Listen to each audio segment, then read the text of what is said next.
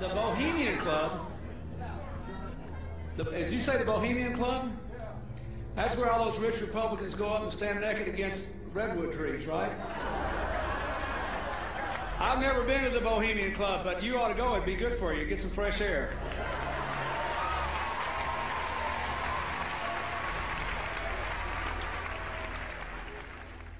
One last question. I read a Washington Times article many years ago where you had a comment about the organization, and then now it's been in the Wall Street Journal, it's been in a lot of different newspapers, and that's the Bohemian Grove. And back in, what was it, 1996, when you joined as a Clinton advisor, the Republicans were criticizing you. Oh, what about Bohemian Grove? And then you countered them by saying, hey, I don't run around in the woods naked. What did that mean? Here is the before-mentioned Washington Times article where he said, I didn't run around naked like they do. I don't know what quote you're referring to. I'm not aware of any quote like that. Listen, I am a happy member of the Bohemian Grove. I like the folks who come there, and it's really inappropriate for me to talk about the group beyond that. Thank you. Have you been there for the ceremony with the cremation of care? Frankly, I don't think that's something I need to talk to you about. Really? That's right. Well, I'm Alex Jones, and I snuck in there in 2000. I'm the guy that blew it wide open and got the video. It's been on national TV. Well, I disrespect you for that. You do? I do. But there's a lot of big public officials going in there. Don't we deserve to know? I don't know anything about you, and I don't know anything about your film. But if you go in there with an understanding, you violated that understanding by releasing that film, and I don't respect you for that. Really? I'm sorry. You took an understanding when you went in there that you would not do that film. And did you have an understanding when you went in there? No. Did you crash it? Yes. Yeah, and it has no trespassing signs there too, doesn't it? No, they put them up after. Oh, I'm sorry. I'm sorry, sir. I've been there before. I know what the circumstances are, and I'm sorry you violated the understandings. That was not a gentlemanly thing to do. But what about the ritual? Is the ritual genuinely?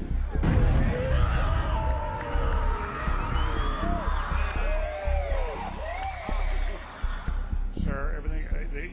I don't owe you this comment. I know. This is what's called ambush journalism, and I disrespect you for that as well. So thank you and goodbye. Been in the ritual? It's none of your damn business.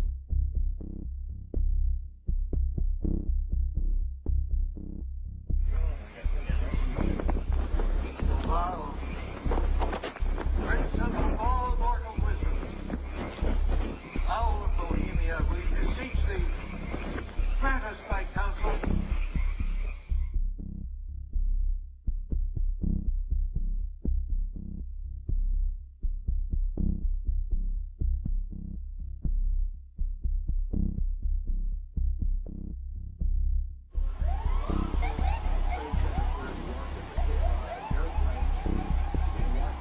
Oh, my God. Oh, my God.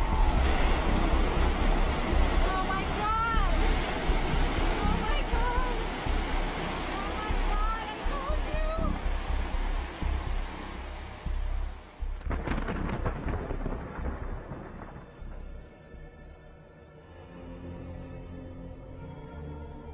Today our nation saw evil, the very worst of human nature.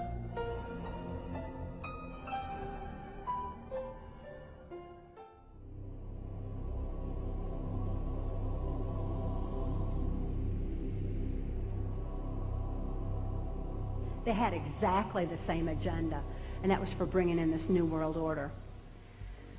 I heard George Bush talking at that time. He was talking to Bill Clinton, and I've since photographically recorded it and wrote it verbatim in our book. That when the American people became disillusioned with Republicans leading them into the New World Order, that Bill Clinton, as a Democrat, was going to be put into the office of president. This was decided in 1984. Actually, I'd heard about it even prior to that. But that, as of 1984, they were already discussing it as an absolute fact. The CIA is carrying out mind control on countless numbers of unwitting American victims. And he even went so far as to say the basic methods that they use in this mind control: hypnosis, drugs, and torture. Three parts policy that they had adopted there. The second one was to find a way of being able to get total control of people's minds. And that would be done by taking hypnotism out of the realm of the occult and introduce it as a new science for the benefit of mankind.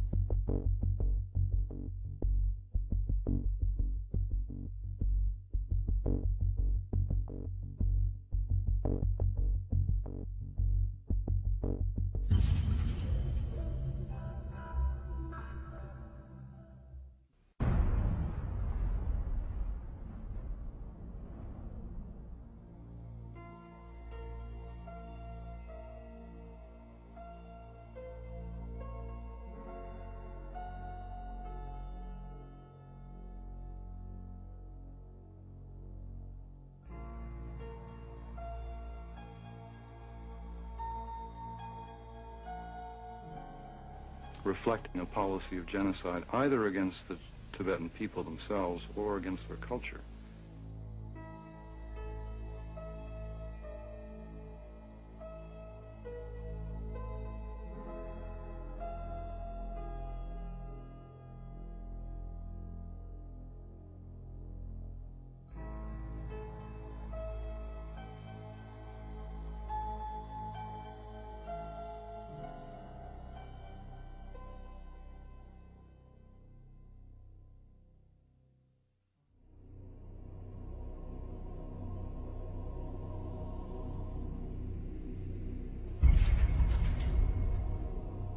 Once I realized I had met an honest, genuine, high-level Freemason who told me there were 13 levels of Freemason above the 33rd degree, and that these people were God. There was no God, they were God.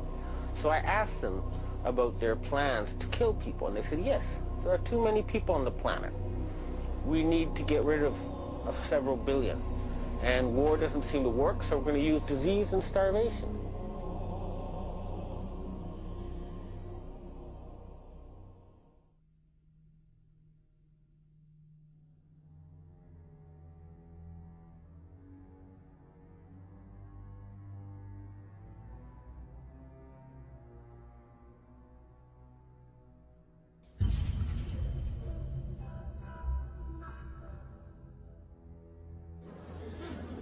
He knew what was happening, and he attempted to warn us when he left office. He told us, quite bluntly and in no uncertain terms, to beware of the military-industrial complex.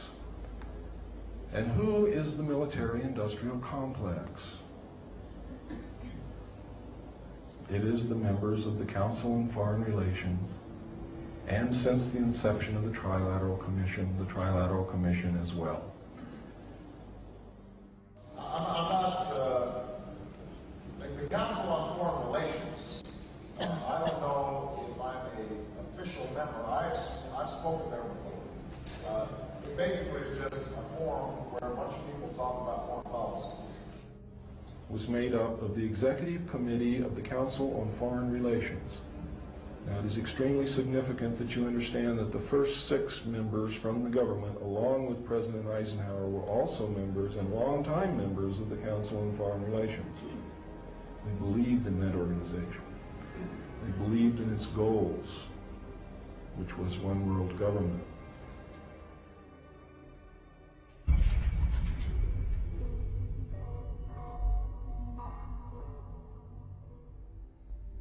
Number 15, create industrial depression and financial panic, unemployment, hunger, shortage of food. Use this to control the masses or the mobs, and use the mobs to wipe out all those who dare to stand in the way. Well, I'll tell you right now, every expert I've talked to is talking about food shortage. And it's coming, I'm convinced. What were they? Because I'd never seen anything like that. And his statement was that if he told me, I would be one of few people in Madison, Georgia that knew about them. And he says they're disposable coffins. They were stacked, he told me, 15 high.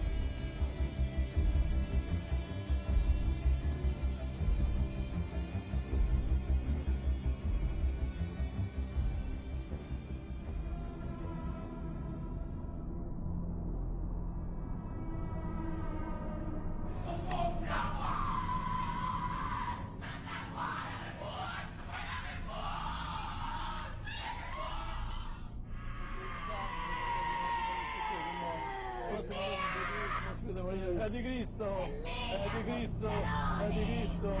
Ecco, ecco.